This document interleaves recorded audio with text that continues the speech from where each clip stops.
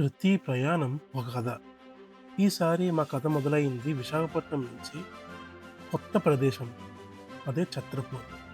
ఒరిస్సాలోని గంజాం జిల్లాలో ఉన్న ఈ చిన్న ప్రదేశం అందమైన ప్రకృతి, పవిత్రత, ప్రశాంతతతో నిండి ఉంటుంది. ఇక్కడి నుంచి ప్రారంభమైంది మా 2 రోజుల ప్రయాణం. పచ్చని పొలాల మధ్య నుంచి కొండలపై తారాతరణి అమ్మవారి దర్శనం, అంపారా సరస్సు అందాల తీరాలు, తప్తాపానిలో వెచ్చనిదని స్నానం, కసారా జలపాతాల నిశ్శబ్దాల స్వరాలు, జరంగా బౌద్ధ మఠంలో ఆత్మకు శాంతి.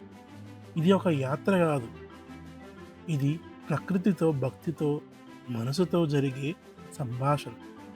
మా కళ్ళతో చూసిన ఒరిస్సాని మీకు చూపించడానికి సిద్ధమవుతున్నాం. మర్చిపోని జ్ఞాపకాలతో నిండిన ఈ ట్రిప్ ఇప్పుడు మీ ముందు.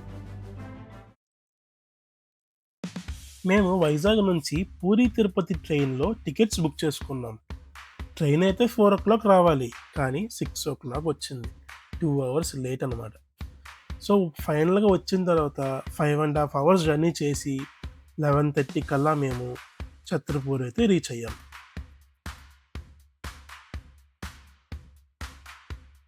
ఆ నెక్స్ట్ డే మార్నింగ్ మేము మాతా తారాతారిణి టెంపుల్‌కి స్టార్ట్ అయ్యాం. మేము ఉంటున్న ప్లేస్ నుంచి దాదాపు 25 కిలోమీటర్ల దూరంలో ఈ టెంపుల్ ఉంది. వెళ్ళే దారి పంట పొలాల మధ్యలోంచి కావడం వల్ల మా జర్నీ అంత ల్యాగ్ అనిపించలేదు. 1 అవర్ అయినా హ్యాపీగా, ప్రశాంతంగా టెంపుల్‌కి అయితే చేరుకున్నాం. మా తారాతారిణి ఆలయం పురాతన శక్తి పీఠాలలో ఒకటి. ఋషికుల్య నదికి సమీపంలో కుమారి కొండలపై ఉంది.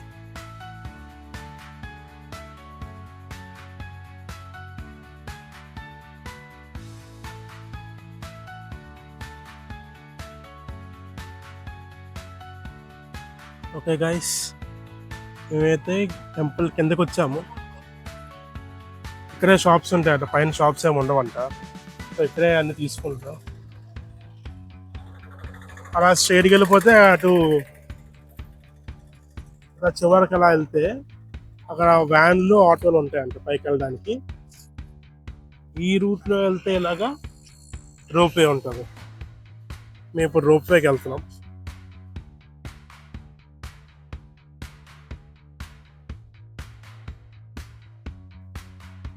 హాయ్, హలో హలో, హాయ్, నమస్తే, వణకం, எல்லாருக்கும் வணக்கம்.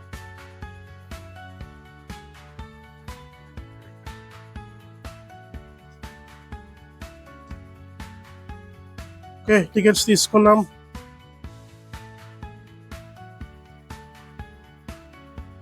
పైకి వెళ్ళాలి. ఓకే, ఇప్పుడు మనం ఆ పైకి వెళ్తాం అనమాట. అక్కడికి కొండ మీద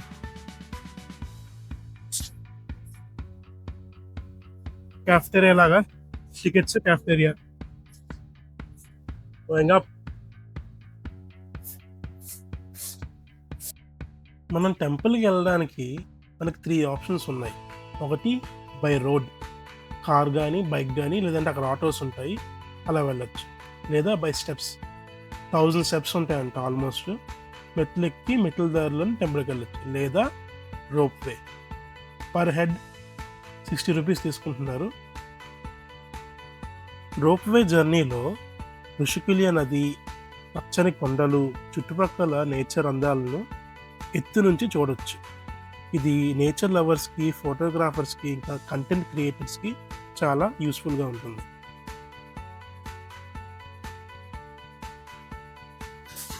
that was an amazing experience.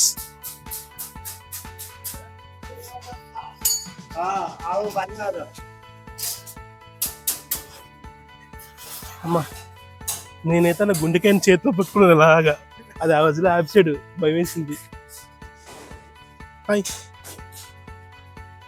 Hello, look at the view.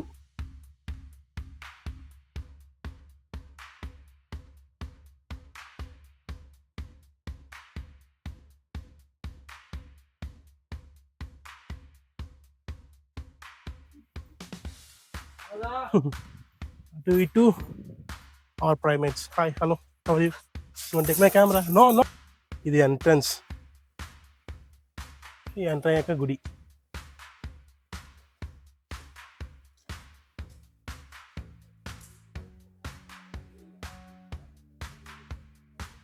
First మనం టెంపుల్కి వెళ్ళిపోయి తర్వాత దర్శనం అయిపోయాక వీడియోస్ తీసుకుందాం.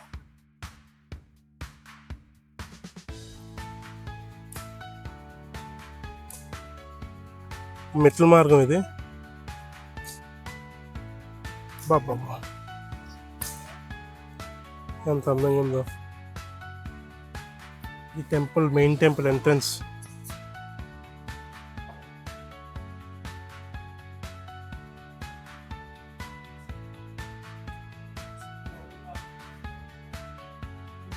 లడ్డు ప్రసాదం.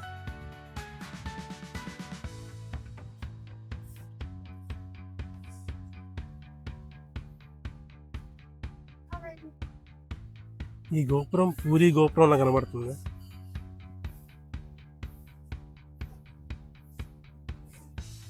ఓకే గైస్, దర్శనం అయితే అయిపోయింది. మా మెడలో దండలు వేశారు, అమ్మవారి దండలు. ఇవి మన బండికైనా ఇంటికైనా కట్టుకోవచ్చు. మా ప్రసాదం లాగేసుకున్నాయి, లాగేసుకుంది ప్రసాదం. అల్లది మూల ఒకటి అది లాగేసుకుంది ప్రసాదం. ఈ టెంపుల్ ఆర్కిటెక్చర్ బాగా ఉంది.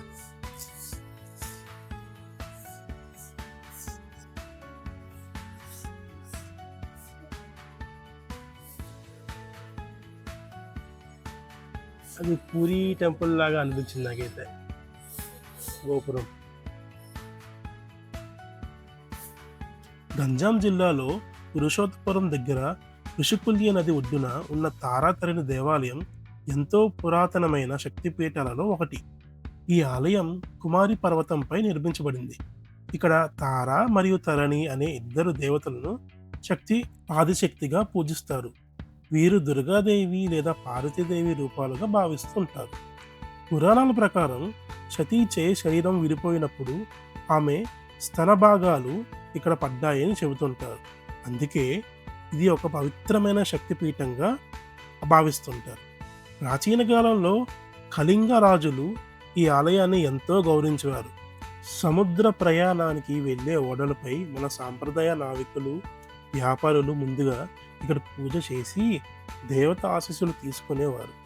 ప్రతి సంవత్సరం చైత్రమాసం మంగళవారాల్లో జరిగే చైత్ర మేళాలో లక్షలాది మంది భక్తులు ఇక్కడికి వస్తారు. తలనీలాల అర్పణ, మొక్కులు, నైవేద్యాలు, పూజలు భక్తిభావంతో నిర్వహించబడుతుంటాయి.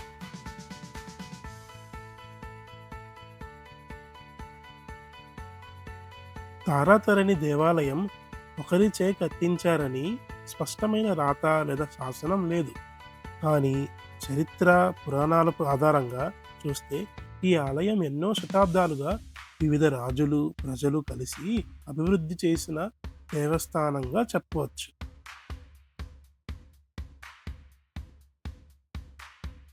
టెంపుల్ దర్శనం అయితే అయిపోయింది. 10 నిమిషాలు పడింది దర్శనం. ఖాళీగా ఉంది, ఎవరు లేరు. అంతా బాగుంది, మెయింటెనెన్స్ అంతా బాగుంది. కానీ డిమాండింగ్ బాగా. లోపలికి వెళ్ళాలంటే 500 రూపీస్, దర్శనంకి దక్షిణ వేయాలంటే మినిమం ఇంత అమౌంట్ వేయాలి అంటున్నారు. సరేలే, వాళ్ళకి మెయింటెనెన్స్ కాబట్టి మెయింటైన్ చేయాలి. ఇవన్నీ చేయాలంటే మా డబ్బులు, వీళ్ళకి ఫండ్స్ ఉండవని అంతే. ఆర్కిటెక్చర్ అయితే బాగుంది చాలా. మీకు ఇప్పుడు లోపల గుడి చూపించాను, ఓవరాల్గా మొత్తం చూపిస్తాను. సో ఇది మెయిన్ టెంపుల్.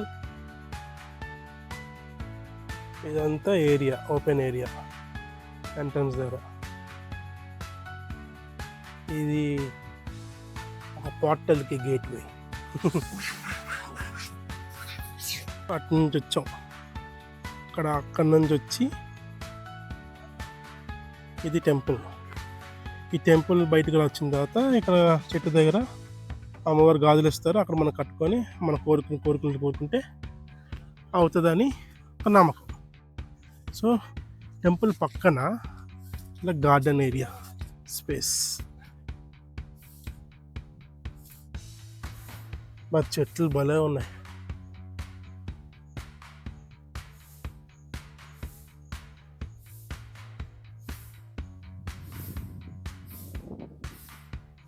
రావి చెట్టు అమ్మా చూపిస్తాను. మనం కొండపై ఉన్నాం కాబట్టి వ్యూ చాలా బాగుంది. బయటికి కొండలో కనబడుతున్నాయి కదా, చూపిస్తాను. నాకు తెలిసి ఇక్కడ షోస్ జరుగుతాయి నైట్ టైము, డ్యాన్స్ ప్రోగ్రామ్స్ అలాంటివి జరుగుతూ ఉంటాయి ఈ మండపంలోని. సో చుట్టూ అందరు కూర్చొని వీక్షిస్తారు. దానికోసం ఇది ఏరియా. ఇది కార్లు బైక్లు రావాలంటే ఇలా వస్తుంది. అలాగే గుడి ఎంట్రన్స్, గుడి వెనక్కి సైడ్ మనం అటుపక్క నుండి వచ్చాం రూపాయి కాబట్టి అటు.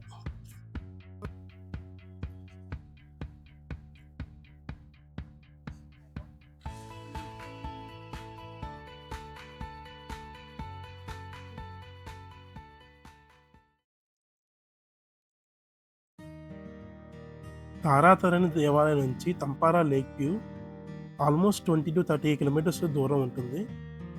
ఈ తంపారా లేక్ వ్యూ అనేది గంజాం జిల్లాలో ఛత్రపూర్ పట్టణంలో ఉంటుంది. ఇది నేషనల్ హైవే NH16 పక్కనే ఉంటుంది. హాయ్ గాయ్స్, మేమైతే ఇప్పుడు తంపారా లేక్ వ్యూకి వచ్చాము. ఇది ఎంట్రన్స్, అంత పార్కింగ్ ఏరియా.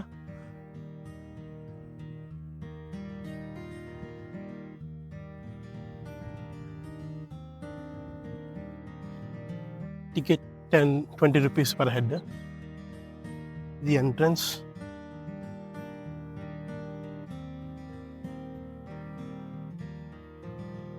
వ్యూ అయితే ఎలా ఉంది.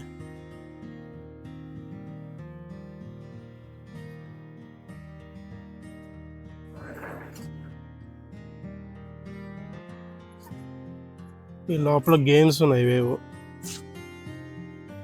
అంత రెస్టారెంట్ సిట్టింగ్, ఒక రెస్టారెంట్.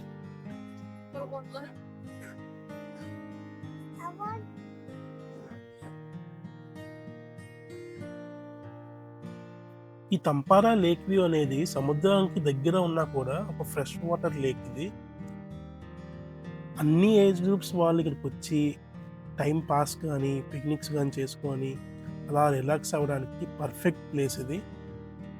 ఇంకా ఎవరైతే వాటర్ స్పోర్ట్స్ ఎక్కువ ఇష్టపడతారో వాళ్ళ కోసం టూరిస్ట్ డిపార్ట్మెంట్ వాళ్ళు బోటింగ్, జెట్స్కీ, పెడల్ బోట్స్ వంటివి అందుబాటులో ఉంచారన్నమాట. ఇంకా ఎవరైతే నేచర్ లవర్స్ ఉంటారో వాళ్ళకి సన్సెట్ కానీ సన్రైజ్ కానీ చూడడానికి పర్ఫెక్ట్ ప్లేస్ ఇది. ఇంకా ఫోటోగ్రఫీ స్కిల్స్ ఉన్న వాళ్ళైతే ఈ ప్లేస్లోని వాళ్ళ క్రియేటివిటీ మొత్తం బయట పెట్టచ్చు. కంటెంట్ క్రియేటర్స్కి ఇదైతే పర్ఫెక్ట్ స్పాట్. తారాతరణి టెంపుల్కి వెళ్ళాము. టెంపుల్ అయిపోయిన తర్వాత అక్కడ నుంచి తంపారా లేక్ వచ్చాం. తంపారా లేక్లో ఒక 1 hour టైం స్పెండ్ చేసాం. ఈ మా ఆర్డర్ వచ్చింది. ఓకే, 1 hour టైం స్పెండ్ చేసాం. ఇప్పుడు బాగా లేట్ అయిపోయింది, 7 అయిపోయింది ఆల్రెడీ. ఇక్కడ యాక్చువల్లీ ఇక్కడ 7 వండర్స్ పార్క్ ఒకటి ఉంది, అక్కడికి వెళ్ళాలి. కానీ టైం అయితే 7 అయిపోయింది. నైట్ షూట్ అంతగా రాదు అక్కడ లైటింగ్. సో ఈరోజు డే 1 అయితే ఎండ్ అయిపోయింది. రేపు అసలైన ట్రిప్. రేపు we're going to Jiranga Buddhist monastery ఉంది. Will go there, will explore things. And hot springs ఉన్నాయి, తత్పాపాని అని చెప్పి హాట్ స్ప్రింగ్స్ కూడా ఉన్నాయి వెళ్ళేదారిలోని. అది కూడా రేపు మీకు వీడియోలో చూపిస్తాం. So that's it guys. Day 1 అయితే ఇలా ఎండ్ చేస్తాం with momos. So bye guys, see you tomorrow. So ఇది డే 2 అనమాట. మేము ఎర్లీ మార్నింగ్ 5:30కి స్టార్ట్ అయ్యాము. మేము ఉన్న ప్లేస్ నుంచి అంటే ఛత్రపూర్ నుంచి బరంపూర్ అయితే వచ్చాము. ఇప్పుడు అరౌండ్ ఒక 30 కిలోమీటర్స్. బరంపూర్లో ఇక్కడ టిఫిన్స్ చేసి తప్తాపాని హాట్ స్ప్రింగ్స్ అయితే స్టార్ట్ అవుతున్నాం. బరంపూర్లో ఫేమస్ టిఫిన్స్ అయితే పూరి ఉప్మా, దహీ వడ అంట. నేనైతే ఇడ్లీ తీసుకున్నా, నా వైఫ్ అయితే పూరి ఉప్మా తీసుకుంది.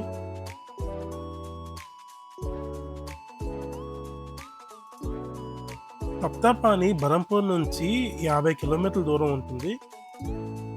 ఈ తప్తాపాని హాట్ స్ప్రింగ్ నీరు సహజంగానే వేడిగా ఉండడంతో భక్తులు దీన్ని పవిత్రంగా భావిస్తారు. ఈ నీరు సురక్షితమైనదిగా, గంధపు వాసనతో ఉండి ఆరోగ్య ప్రయోజనాలు కూడా కలిగి ఉంటుందంట. ఇక్కడ ఒక శివాలయం కూడా ఉంది. భక్తులు ముందుగా గంగ నీటి వల్లే పుణ్యాన స్నానం చేసి ఆపై స్వామిని దర్శిస్తారు. ఈ తప్తపాణి దేవాలయం చిన్నదైనా పరిసరాలు చాలా శాంతియుతంగా ఉంటాయి. ఇక్కడికి వచ్చే మార్గం కొంచెం లోపల అడవుల్లో వెళ్తుంది, కానీ రోడ్డు కనెక్షన్ బాగుంటుంది.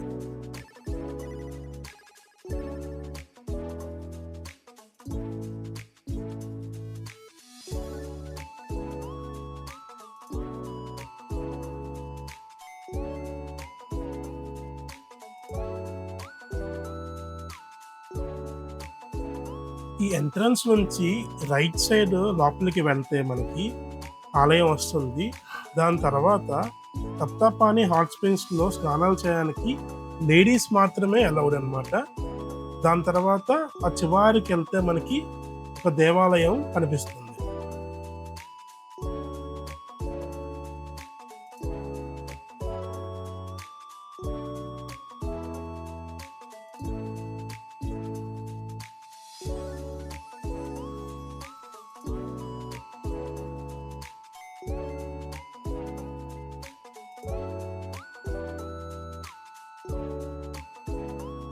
ఈ ఎంట్రన్స్ నుంచి లెఫ్ట్ సైడ్ నుంచి లోపలికి వెళ్తే జెంట్స్ హాట్ స్ప్రింగ్స్లో స్నానం చేయడానికి వీలుంటుంది.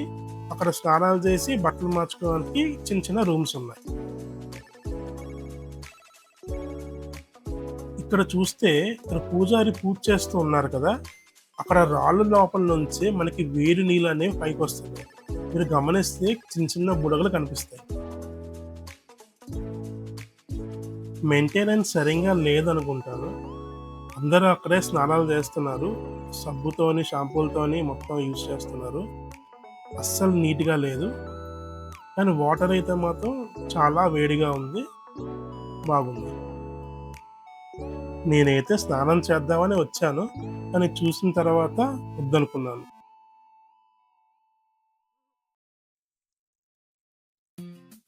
అడవుల మధ్యగా వెళ్తూ కొండల మధ్య నుంచి ఒక్కసారిగా వినిపించే జలధ్వని అదే కసాడ జలపాతం. ఇది ఒరిస్సా రాష్ట్రం గంజాం జిల్లాలో ఒక అద్భుతమైన ప్రకృతి వనరుల్లో ఒకటి. తూర్పు కనుమల నడుమున ఉండే ఈ జలపాతం ప్రకృతి ప్రేమికులకు ఒక మర్చిపోలేని అనుభవం. కసాడ జలపాతం సురాడా పట్టణానికి సమీపంలో ఉంది. ఇది బరంపూర్ నుండి సుమారు 90 కిలోమీటర్లు మరియు తప్తపాణి నుంచి 25 కానీ 30 కిలోమీటర్ల దూరంలో ఉంటుంది. కసాడా జలపాతం చిన్నగా మొదలై కొండ శిఖరాల నుంచి ఎత్తుగా కిందకి పడే నీటి ప్రవాహంతో అందంగా కనిపిస్తుంది. చుట్టూ పచ్చని అడవులు, రాళ్ళ మధ్య పొంగే నీరు, ఇంకా తక్కువ మంది చేరే స్థలం కావడం వలన ఇది ఇంకా స్వచ్ఛంగా ఉంటుంది. ఇది తక్కువగా ప్రచారంలో ఉన్న ఫుల్ హిడెన్ జెమ్. కసాడా అనే పేరు ఈ ప్రాంతంలో ఉండే గ్రామం పేరుగా వచ్చింది. ఇది గతంలో ఆదివాసీ తెగల నివాసం ప్రాంతంగా ఉండేది. వారి నమ్మకాల్లో ఈ జలపాతానికి దైవిక శక్తి ఉందని, ఇక్కడ స్నానం చేస్తే శరీర శ్రమ పోతుందని, ఆత్మకి శాంతి కలుగుతుందని నమ్ముతారు. ప్రకృతి ప్రశాంతతకు, ఆధ్యాత్మికతకు ప్రతిరూపంగా నిలిచే ఒక అరుదైన ప్రదేశం. ఇదే ఒడిశాలోని జిరంగా బౌద్ధ విహారం. ఇది ఒడిశా రాష్ట్రంలో గజపతి జిల్లాలో చంద్రగిరి గ్రామం సమీపంలో ఉంది. పచ్చని కొండల మధ్య నిర్మించబడిన ఈ టిబెటియన్ బౌద్ధ విహార స్థలం భారతదేశంలో ఉన్న అతిపెద్ద టిబెటియన్ మఠాల్లో ఒకటి. ఇది ఒక టిబెటియన్ మానస్ట్రీ అయినా భారతదేశ ప్రజలు కూడా దీన్ని ఒక శాంతి కేంద్రంగా భావిస్తారు. హాయ్ గాయ్స్, మనం జిరంగాలో ఉన్న బుద్ధిస్ట్ మానస్ట్రీకి వచ్చాం. ఇది parking area.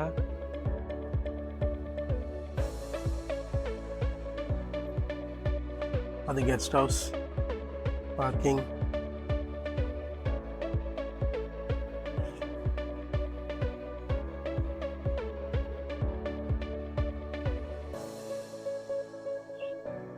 Food court, పిపా house, canteen, toilets. ఇది ఎంట్రీ. పద్మ సంభవ మహావీర. 1959లో చైనా ఆక్రమణ తర్వాత దలైలామా ఆశ్రయంతో అనేక టిబెటియన్ ప్రజలు ఇండియాకి తరలివచ్చారు.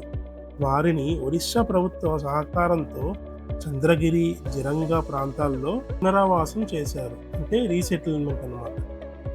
ఇది టిబెటియన్ స్టైల్ ఆర్కిటెక్చర్తో నిర్మించబడింది. గోడలపై బౌద్ధ తత్వాలు, జాతక కథలు చిత్ర రూపంలో చూపించబడ్డాయి. శాంతంగా మెరుస్తున్న బుద్ధుడి విగ్రహం, రంగురంగుల గోపురాలు, ధ్యానానికి ప్రత్యేకమైన హాళ్ళు, ఇవన్నీ చూసేవారికి మనసుకు ఆహ్లాదకరంగా కనిపిస్తుంది.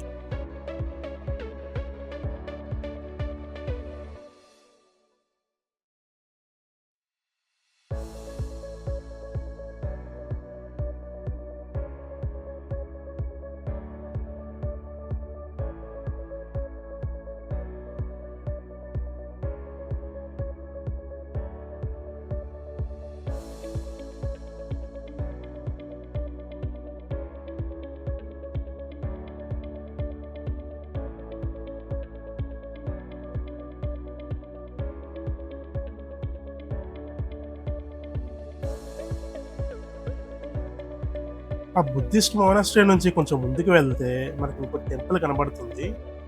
ఈ టెంపుల్ ఇంకా కన్‌స్ట్రక్షన్ అవుతుంది. ఇక్కడికి ఆ బౌద్ధ భిక్షువులు రోజు వచ్చి మెడిటేషన్, ఇంకా వాళ్ళ రోజు మంత్రోచ్చారణ చేస్తూ ఉంటారంట. కొన్ని చోట్ల ధ్యానం చేయడానికి ప్రత్యేక స్థలాలు కూడా ఏర్పాటు చేశారు.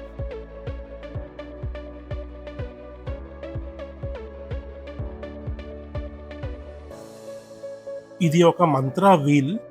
ఇక్కడ వారి నమ్మకం ఏంటంటే, ఇది క్లాక్ వైజ్ డైరెక్షన్‌లో తిప్పుతూ మనం ఒక మంత్రం ఉచ్చరిస్తే అది నిజంగా జరుగుతుందని నమ్ముతారు. ఇవి కూడా చిన్న చిన్న మంత్ర వీల్స్.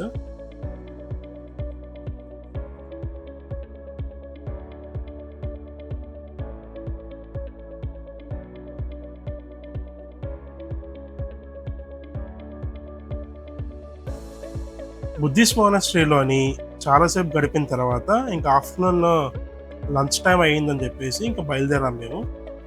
రిటర్న్ వస్తున్నప్పుడు మా కార్ డ్రైవర్ ఏమో ఈ హోటల్‌లోని ఫుడ్ చాలా బావుంటదని చెప్పారు. సో, ఇక్కడ లంచ్‌కని ఆగాము. మేమైతే మటన్ కర్రీ, ఇంకా ప్రాన్స్ ఆర్డర్ పెట్టాం. చక్కగా భోజనం అయిపోయిన తర్వాత రిటర్న్ స్టార్ట్ అవుతున్నప్పుడు చాలా పెద్ద వర్షం అయితే పడింది.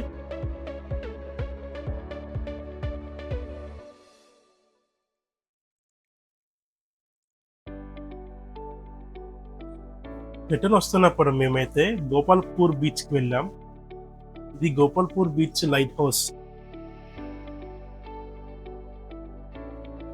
ఇది ఒడిస్సాలో గంజాం జిల్లాలో బరంపూర్ నుంచి ఆల్మోస్ట్ ఒక 15 కిలోమీటర్స్ దూరంలో ఉంది. ఇది ప్రశాంతతకి, ప్రకృతి అందాలకి, చరిత్రకి ఇవన్నీ కలిసి బీచ్‌ను ఒక బెస్ట్ డెస్టినేషన్‌గా మార్చాయి. ఎవరైతే టూరిస్టులు ఈ బీచ్‌కొస్తారో వాళ్ళకి స్టేయింగ్స్ అంటే హోటల్స్ గానీ, రూమ్స్ గానీ చాలా అయితే అవైలబిలిటీలో ఉన్నాయి. 1500 నుంచి స్టార్ట్ అయ్యి 14,000 పర్ నైట్ ఆ రేంజ్ వరకు రూమ్స్ అయితే ఇక్కడ అవైలబిలిటీలో ఉన్నాయి. ఇప్పుడు మనం ఈ గోపాల్‌పూర్ బీచ్ చరిత్ర కోసం చూద్దాం. 18థ్ సెంచరీలోని గోపాల్‌పూర్ బీచ్ ఒక మెరైన్ పోర్ట్‌గా యూజ్ చేసేవారంట. అప్పట్లో ఇక్కడి నుంచి శ్రీలంక, బర్మా, ఇండోనేషియా వరకు వ్యాపార నౌకలు వెళ్ళేవాళ్ళు. తర్వాత కాలక్రమేణా ఆ పోర్ట్ మూసేశారు. ఇప్పుడు ఇదొక బ్యూటిఫుల్ బీచ్‌గా నడుస్తుంది.